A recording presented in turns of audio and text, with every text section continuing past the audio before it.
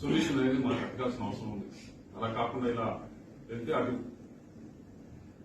క్యాడర్కు ఉపయోగపడదు, పార్టీకి ఉపయోగపడదు.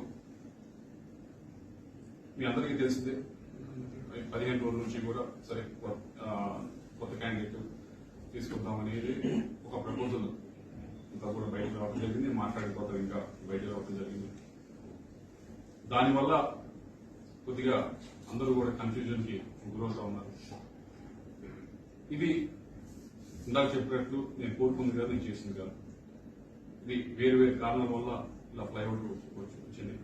దాన్ని తెరదించుతూ నేను ఏదైతే ఇప్పుడు పార్టీలో ఉన్నాను, పార్టీ సభ్యత్వానికి వైఎస్ఆర్ కాంగ్రెస్ పార్టీ సభ్యత్వానికి రాజీనామా చేస్తూ అలాగే పార్లమెంట్ సభ్యత్వానికి కూడా నేను రాజీనామా చేస్తా ఉన్నాను ఇమీడియట్ గా.